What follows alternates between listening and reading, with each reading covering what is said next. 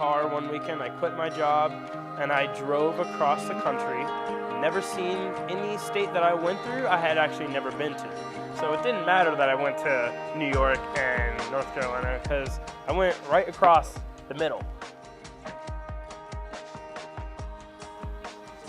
My name's Troy Monteagudo. Woo! My name's Troy Monteagudo, and this is how Kendama changed my life. So the first time I found Kendama, I went to hang out with a friend of mine. His name is Joseph Cedeno. So I went over to Joey's house, and he was watching some video on his computer, and I walked in the room, and I saw him watching it, and it was Bond's Edit 1. And I was like, man, what is that weird thing? Like, what is that? It looks cool. And my friend's like, dude, it's Kendama. You don't know what Kendama is? And he points to one on his dresser, and I'm like, what the heck is this thing? So I grab it, I start playing with it, and at first, I'll be quite honest, I was just kind of like, man, this thing's cool, whatever. Threw it down, kept watching the edit, and I was just like blown away by the trick he was doing.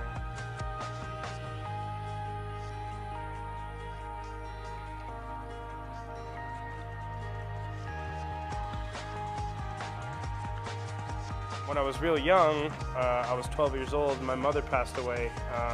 And it wasn't until November of 2014 when my aunt actually proposed a letter that my mother wrote to me before she took her own life.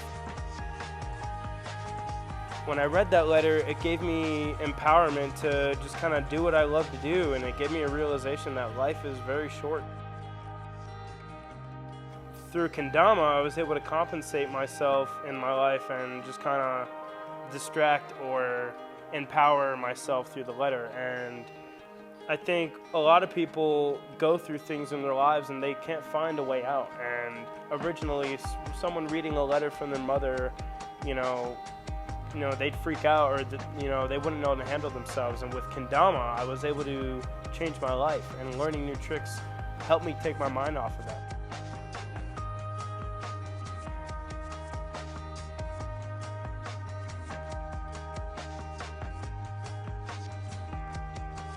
So I drove out to Colorado, and I come and get settled into my cousin's place, and the next day I come to Kendama Co, and I'm looking at the front door, and I'm looking at the banner on the window, and I'm saying to myself, like, this can't be real, this is a dream.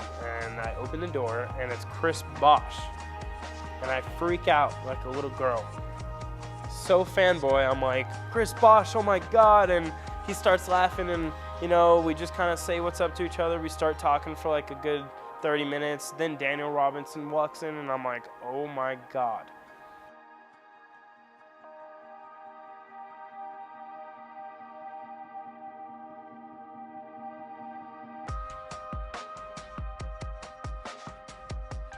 What I really was meant to do was spread the same way I found this game, and that was out of pure love and passion. And when I do these jams, I promote that these kids play with no egotistical intention, that they are playing just for fun, and that they're playing the same way they started playing, was just because it was fun, and it could be something that they do, and it's easy to get good at, and it was just fun. And you could play with friends, and it's very social, and it's very good and healthy to play Kendama.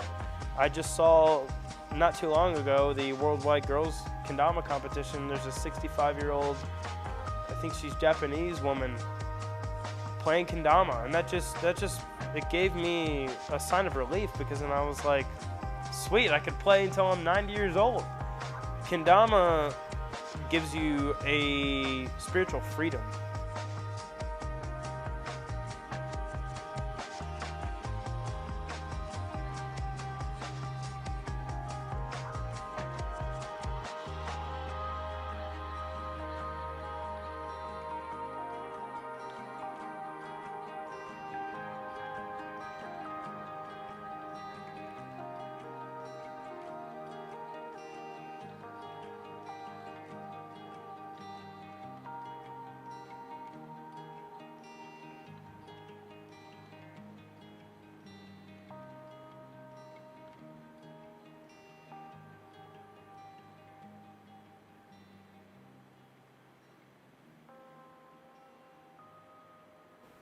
My name's Troy Monteagudo, and this is how Kendama changed my life.